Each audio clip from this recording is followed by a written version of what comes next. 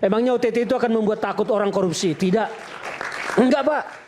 OTT itu tidak membuat orang takut korupsi zaman sekarang. Yang kena OTT itu hanya merasa sial aja, merasa apes, bahkan membela diri. Wah, saya dijolimi, saya dikriminalisasi. Itu yang terjadi. Jadi kultur ini harus diperbaiki dengan ancaman hukuman yang berat. Nah, ini kita kalau mau kerja bersama, adik-adik mahasiswa ini turunlah. Ferdinand. Ya, terima kasih Bung Aiman. Saya mau menyampaikan sedikit tentang pemikiran bagaimana menyelesaikan persoalan di negara kita tentang korupsi. Saya tadi mendengar sahabat-sahabat kita ini bicara masih sporadis menurut saya, belum sistematis bagaimana menyelesaikan persoalan korupsi di negara ini. Hal paling kecil yang sering dilupakan oleh masyarakat kita adalah bahwa masyarakat kita kalau ditanya, Bang, benci korupsi atau tidak, semua pasti akan menjawab benci.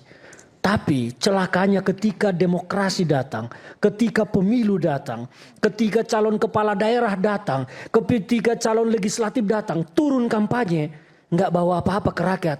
Rakyat itu akan kabur diam. Dan bertanya, ada nggak? Ketika nggak ada, nggak direken, Bang. Jadi masyarakat ini juga terlibat dalam sistem demokrasi yang korup. Maka terpilihlah pejabat-pejabat yang korup. Sementara itu, pimpinan KPK, pimpinan Polri, pimpinan lembaga-lembaga semua disaringnya di DPR melalui fit and proper test. Ketika mereka fit and proper test di sana, yang menyaring adalah legislatif hasil dari demokrasi yang korup. Apa yang akan terjadi? Maka sapu pun akan tetap kotor. Jadi kalau kita mau membenahi negara ini, menghilangkan perilaku koruptif, kita juga harus merubah kultur. Masyarakat kita ini, Mas Aiman, kulturnya sosialis. Mudah memberi dan mudah terenyuh dan gampang berterima kasih. Ketika dia dibantu, seseorang nih bikin laporan, bikin LP ke polisi. Ketika dia merasa dibantu tanpa polisinya minta, masyarakat kita ini cenderung punya karakter ingin memberi ucapan terima kasih. Dan ini terbiasa akhirnya menjadi kebiasaan yang buruk. Itu yang terjadi. Jadi kalau kita mau memberantas korupsi harus kita lihat secara komprehensif. Mulai dari karakter masyarakat. Belum lagi ke undang-undangnya. Saya punya pemikiran menyelesaikan korupsi sepanjang undang-undang. Pasal demi pasal itu ancaman hukumnya masih ada rentan minimal sekian maksimal sekian. Persoalan korupsi tidak akan selesai. Karena di celah undang-undang itu pasal itu ada ruang negosiasi di penuntutan dan divonis. Diancam minimal 4 tahun maksimal 20 tahun. Penuntut bisa nakut-nakutin nih terdakwa. Gue tuntut lu 20. Lu mau damai sama gue enggak? Gue tuntut 11. Hakim juga kan begitu. Maka menurut saya nih kita harus ekstrim. Pasal-pasal ancaman pidana itu untuk tipikor harus dibuat satu. Oke lah kita menolak hukuman mati karena soal HAM. Cantumkan hanya satu di situ. Ketika dia memang terbukti ancamannya seumur hidup. Ditambah lagi dilapis dengan undang-undang penyitaan aset. Maka saya pikir pejabat kita akan takut korupsi. Karena tidak ada ruang negosiasi dituntut sekian tahun, diponis sekian tahun. Hanya satu, kemudian terbukti udah seumur hidup kau di dalam. Kenapa itu belum Ya pertanyaannya sekarang DPR sama pemerintah mau tidak menerapkan hukum seperti itu. Partai mau nggak? Partai saya yakin mereka akan takut menerapkan itu. Karena mereka adalah objek pertama yang akan menjadi sasaran. Ini pemikiran saya sebagai seorang masyarakat, warga negara Indonesia. Ini yang dilema bagi kita. Karena di ruang pasal-pasal itulah, di ruang tuntutan itu ada ruang negosiasi. Nah kalau mau kita basmi itu. Berarti PDIP termasuk yang itu juga? Yang abang khawatirkan. Kau jangan terlalu tendensius dengan PDIP. Kau jangan terlalu tendensius dengan PDIP. Kan boleh dong saya tanya. Kau sebut sekarang Prabowo mau nggak gitu? Iya saya tanya, Prabowo mau nggak? Sekarang saya tanya. Kau terlalu tendensius Golkar mau nggak? PDIP mau nggak? Gerindra mau nggak? Demokrat mau nggak? Kau di barisan Jokowi itu baru hari-hari terakhir. Saya udah dari dulu. Jadi kau nggak usah banyak bicara soal PDIP. Masa 5 tahun saya sudah dengan Jokowi. Abang yang baru di PDIP Pak. Saya sedang bicara tentang bagaimana kita memperbaiki Indonesia. Nggak usah kau sebut-sebut PDIP. Lah, ya, kan jadi kalau kita mau membereskan persoalan korupsi, Bung Aiman, harus masuk di situ semua.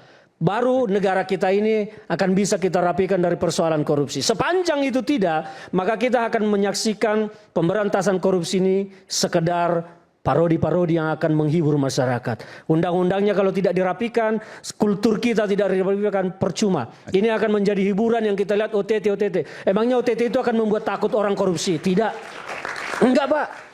OTT itu tidak membuat orang takut korupsi zaman sekarang. Yang kena OTT itu hanya merasa sial aja, merasa apes, bahkan membela diri. Wah saya dijolimi, saya dikriminalisasi. Itu yang terjadi. Jadi kultur ini harus diperbaiki dengan ancaman hukuman yang berat. Nah ini kita kalau mau kerja bersama, adik-adik mahasiswa ini turunlah. Supaya itu undang-undang direvisi, ancaman hukumnya usulkan 1. Seumur hidup tidak ada tawar-menawar, minimal 4 tahun, maksimal 20 tahun. Itulah ruang negosiasi yang membuat negara kita tidak pernah bebas dari korupsi. Jadi korupsi langsung seumur hidup? Seumur hidup, hanya 1 ancaman hukuman. Tidak ada ruang negosiasi dengan jaksa penuntut umum dengan terdakwa, hakim dengan terdakwa. Hanya 1? Hanya 1, terbukti seumur hidup. Karena disitulah ruang gelapnya, Mas Aiman. Ini yang harus kita pecahkan, ruang gelap ini supaya menjadi terang. Persoalan kita selama ini di bangsa ini, kita teriak, wah undang-undang perampasan aset. Memangnya kalau perampasan aset dibuat, kalau sapu-sapu ini masih kotor, bukankah itu akan menjadi ladang korupsi yang baru seperti tadi Mas Aiman sampaikan. Dan PDIP kenapa dari dulu masih tawar-menawar soal undang-undang perampasan aset? Karena itu Bu Megawati meminta jelas siapa lembaga yang akan menangani semua hasil sitaan korupsi ini. Sepanjang itu tidak jelas, akan rebutan. KPK rebutan, jaksa rebutan, Kementerian Keuangan rebutan, polisi rebutan. Hilang semua. Oh, jadi korupsi harusnya 1 lembaga yang menangani? 1 lembaga yang KPK menangani semua sitaan itu. Semua sitaan siapa? Maka undang-undang perampasan aset itu akan efektif. Dan kita tidak perlu curiga lagi ke sana, curiga ke sini. Kalau sekarang itu yang kita minta. Kan di kejaksaan. Semua kan punya kewenangan menyita. Untuk pemberantasan korupsi maksudnya? Semua menyitanya. Barang-barang perampas yang hasil dari undang-undang perampasan aset itu siapa yang akan mengelola dan bertanggung jawab. Sampai sekarang kan itu tidak pernah putus. Harus 1 lembaga. 1 lembaga supaya terkontrol dan termonitor. Karena sekarang kalau kita bicara sitaan di KPK pun banyak kasus-kasus yang digeledah, rumahnya didatangi, barang-barang diambil. Itu sekarang barang-barang di mana? Pemiliknya gentayangan, bahkan menjadi ketua harian sebuah partai. Kan ini yang repot negara kita.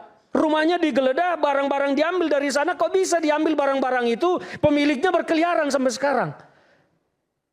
Kan ini yang bobrok di negara kita. Jadi kalau mau kita fair, seperti yang tadi Bung Rasman selalu bicara fair, ya ayolah. Teriak juga terhadap semua kasus, jangan selalu dikit-dikit PDIP, emang PDIP yang punya bangsa ini kan tidak begitu. Bang, jangan sensitif, Bang. Enggak, saya bukan sensitif. Saya hanya mau meletakkan persoalan bangsa di tempat yang sesungguhnya. Kalau kita mau memperbaiki, Rasman, kalau mau aman tuh ngomong angka itu saja. Paritas demokrasi itu 23. Udah, jadi demikian dari saya, Bung Aiman. Terima kasih. Kalau boleh sebelum ke Bang Ferry Amsari ya, aku semando minang semana. Begini, apa yang disampaikan Bang Saud oleh abang saya, Bang Ferdinand Hutahian, kita sepakat. Apa yang disampaikan juga oleh Adinda Aiman, menyapu sampah yang kotor dengan sapu yang bersih.